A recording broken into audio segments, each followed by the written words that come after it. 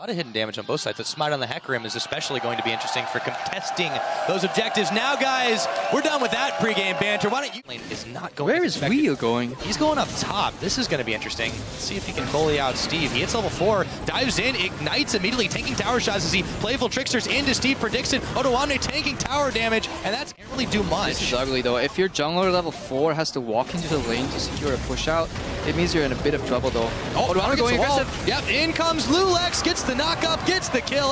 Now you see Lulex and Rio dueling the dragon. It's spotted by Roccat, but all the vision in the world doesn't matter if you can't act on it. Yeah, poor item timings from the bot lane didn't really translate their advantage. Yeah, they had a goal advantage. After completed as that first set. What do you think of that particular build? I think it's alright if you're playing against a mage assassin, but Steve's getting caught again. Yes, he is. He could go 0-3 as he goes in with the onslaught or goes out with the onslaught. It won't be far enough as Otoamne picks him up.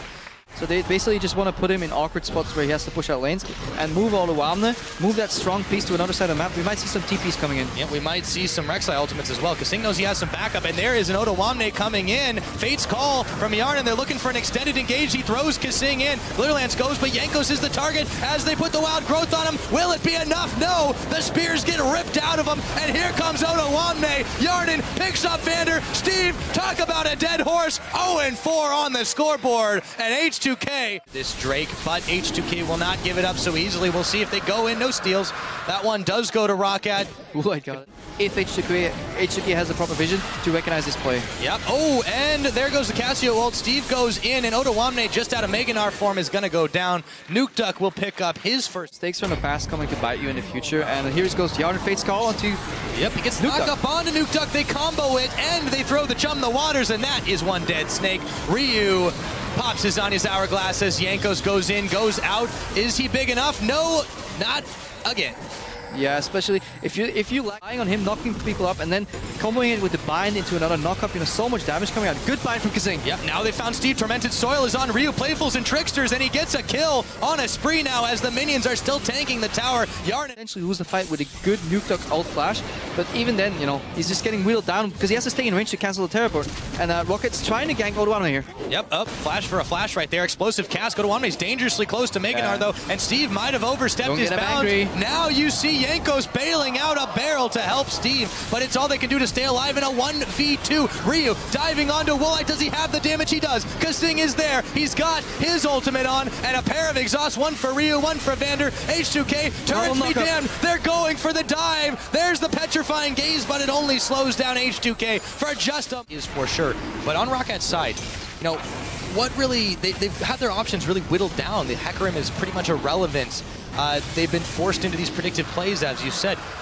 Really, it seems like it's going to all be on the back of Nuke Duck the longer this game goes. Vision deep red jungle, so they have the teleport threat to punish Roccat if they check. Oh, Ryu's going in. Yeah, he's got Chum the Waters onto Woolite, and he's going to get 8. Just like that, Ryu's going to pick that one up, and he dodges out. So does Zanya. As you say it, so let it be true, Crepo. H2K start this Baron off. Team Roccat inbound trying to stop this from happening, but Jankos wanders right into a Chum the Waters, and he throws a barrel out trying to escape now. Teleport from Otoamne, gets stunned up. Lulex takes a huge shot at Coling, but Woolite and Nuke Duck are next on the table. Otoamne, Meganar, just at the right time. It's a double kill for Yarnin. Steve now collapsed on by the rest of H2K. That's a triple kill for the Kalista. They can take this Baron for free. The question is, do they still want it? Oh, yes. There's nothing Roccat could do, really. Like, they were forced into that play. They had to check the Baron. They had to fight their way out. Otoamne found a way to teleport away from Steve so that Steve couldn't cancel it. The second that lands, it's almost guaranteed that Roccat, H2K is going to win this fight. Baron, okay. Kasing volunteers his tribute. Yeah, why not, right? An ode to the blood. Baron has killed as many H2K members as Roccat has this game. Go Baron. Yeah, Vander trying to be a nuisance, but he just can't do enough. In the end, it's secured when you've got that many. Only one tower outside of the base remaining, but let's see if Roccat can find something. He's going to be slowed down as he tries to tunnel, forced to flash away. Yarnin now in there for the defense, but Roccat, they've got a momentary advantage. In comes Steve, and Nuke Duck will pick up a kill. Yarnin is next on the plate, and that's going to be Steve picking up his first. Roccat have found a tiny... 2 members down. They still think they can make a play. Ryu flashes, but Vander follows suit on this one. Otoamne now chasing on Steve as he hop skips and jumps over. Oh, Woolite is down as Ryu chases through him, and Otoamne finds Steve. Steve. H2K in a member disadvantage. And Steve down, Chum the Waters dodged out, but it doesn't even matter. They just used it to zone, as this inhibitor is not long for the rift. Odoamne jumping forward, Nukeduck is found. He's not going to get anything with his petrifying gaze, and a cherry on top for H2K as they push Team Roccat even farther back. Roccat can get there to try and stop it. They've lost all control of the map. With extra mobility now from this third Dragon buff, H2K will be even slippier, even harder to catch. There, but he delays their back timing so much that H2K can maybe get a tower on the bot lane. Woolite's 1v1ing him. He is 1v1ing, but Odoamne outplays him. How about that? A Thornmail will do that for you.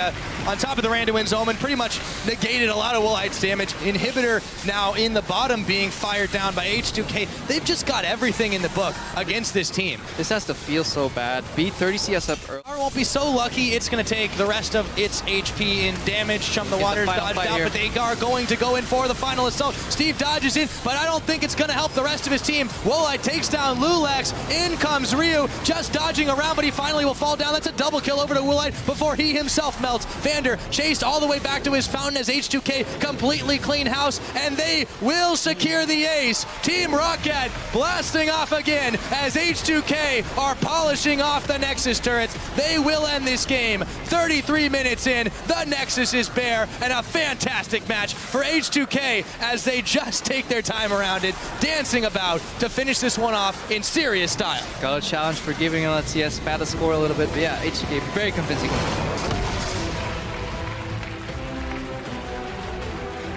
What a way to start off the split.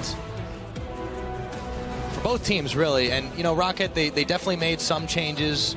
We saw them doing some very positive things early on in the game, but you're right, it just didn't come together for them. For H2K, the tried and true worked out once again.